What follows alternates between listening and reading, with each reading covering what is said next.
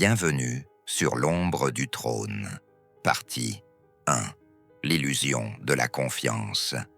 Depuis que nous sommes enfants, on nous répète la même leçon. L'amitié est le bien le plus précieux. On nous dit que pour réussir, il faut s'entourer de ses proches, de ceux en qui nous avons une confiance aveugle. Nous croyons que la loyauté est un bouclier. Mais dans l'arène du pouvoir, ce bouclier est en réalité une cible. Robert Greene, dans sa deuxième loi du pouvoir, énonce une vérité qui glace le sang. Gardez-vous de vos amis et apprenez à utiliser vos ennemis. Pourquoi une telle cruauté? Parce que l'amitié, aussi noble soit-elle, repose sur une base fragile, l'égalité et la gratitude. Mais dès que vous accédez au pouvoir, cette égalité disparaît. Et la gratitude, elle, est un fardeau que l'être humain déteste porter.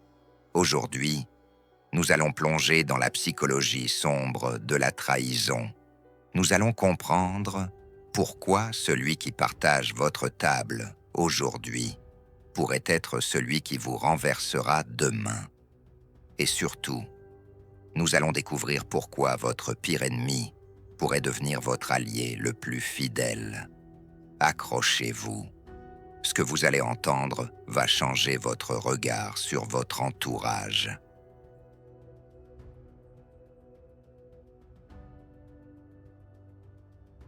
Partie 2.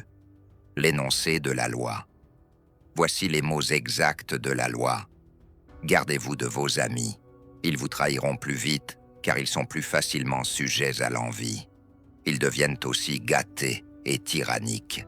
Mais employez un ancien ennemi et il vous sera plus fidèle qu'un ami, car il a plus à prouver. En fait, vous avez plus à craindre de vos amis que de vos ennemis.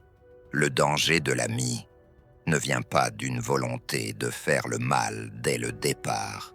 Il vient d'un sentiment humain, universel, l'envie. Lorsque vous aidez un ami, lorsque vous lui offrez une position de pouvoir, vous croyez créer de la reconnaissance. En réalité, vous créez de la rancœur.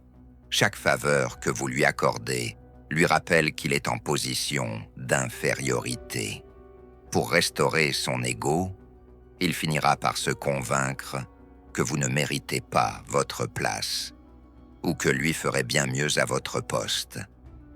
L'ennemi, lui, est une quantité connue. Vous savez qu'il vous veut du mal, donc vous restez vigilant. Mais si vous lui offrez une chance de se racheter, il travaillera 10 fois plus dur qu'un ami pour vous prouver sa valeur. Sa loyauté ne sera pas basée sur le passé, mais sur la survie. Partie 3. Le bain de sang de Byzance. Pour comprendre l'horreur de cette loi, lorsqu'elle est ignorée, regardons l'histoire de l'empereur Michel III, au IXe siècle de l'Empire byzantin. Michel était un homme généreux, peut-être trop. Il avait un ami de cœur, un homme nommé Basile.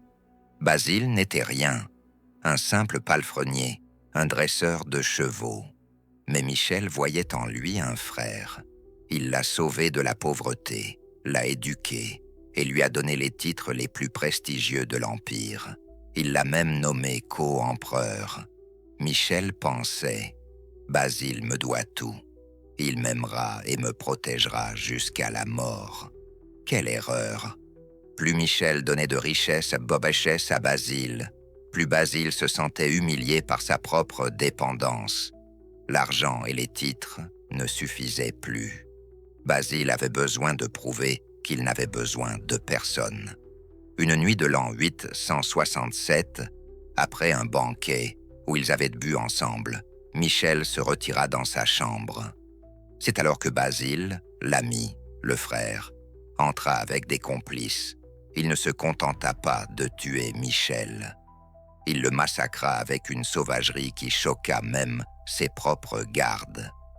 Michel III est mort parce qu'il croyait que la gratitude existait dans le monde du pouvoir. Il a oublié que l'on ne peut pas acheter la loyauté d'un ami. On ne fait que louer sa trahison future.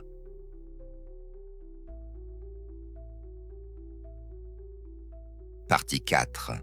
La force de l'ennemi converti. À l'inverse, regardez comment les plus grands leaders traitent leurs ennemis. Considérez l'exemple de l'empereur de Chine, Taizhou. Après avoir pris le pouvoir par un coup d'État, il savait que ses généraux, ses anciens amis, allaient tôt ou tard conspirer contre lui. Au lieu de les garder proches, il les a forcés à prendre leur retraite avec des richesses immenses. Et qui a-t-il mis à leur place? Des hommes qu'il avait vaincus sur le champ de bataille, des ennemis qu'il avait épargnés. Pourquoi? Parce que ces anciens ennemis savaient que leur vie ne tenait qu'à un fil. Ils n'avaient aucune illusion d'égalité avec l'empereur.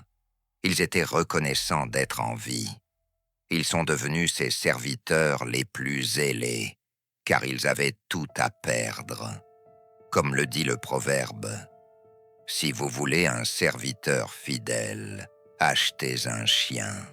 Si vous voulez un allié efficace, engagez votre ennemi. »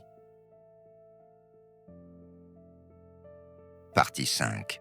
Analyse psychologique. Pourquoi l'ami est-il un danger? Pour que cette vidéo dure 30 minutes, nous devons creuser la psychologie. Pourquoi l'amitié est-elle toxique dans le travail? D'abord, il y a l'illusion de l'égalité. Dans une amitié saine, personne ne commande. Mais dans le travail, il faut une hiérarchie. Lorsque vous devenez le chef de votre ami, vous brisez un contrat tacite. Il se sent trahi par votre succès. Ensuite, il y a la connaissance de vos faiblesses. Un ennemi ne sait de vous que ce que vous montrez. Un ami, lui, connaît vos peurs, vos secrets, vos habitudes. S'il décide de vous frapper, il sait exactement où se trouve la faille dans votre armure. Enfin, il y a la difficulté de la critique. Comment dire à un ami que son travail est médiocre sans briser la relation? C'est impossible. Avec un ami, vous devenez complaisant. Vous laissez passer des erreurs que vous n'accepteriez jamais d'un inconnu. Et c'est cette complaisance qui mènera votre empire à sa perte. Partie 6. Conseils pratiques pour le monde moderne. Vous qui m'écoutez, comment appliquer cela dans votre vie aujourd'hui? Séparez radicalement vos cercles. Vos amis sont là pour le plaisir, pour la détente, pour l'émotion. Ne les faites jamais entrer dans vos projets financiers ou professionnels. C'est le meilleur moyen de perdre à la fois votre argent et votre ami. Recrutez pour la compétence, pas pour l'affinité. Si vous devez engager quelqu'un, ne prenez pas celui avec qui vous aimez boire un verre.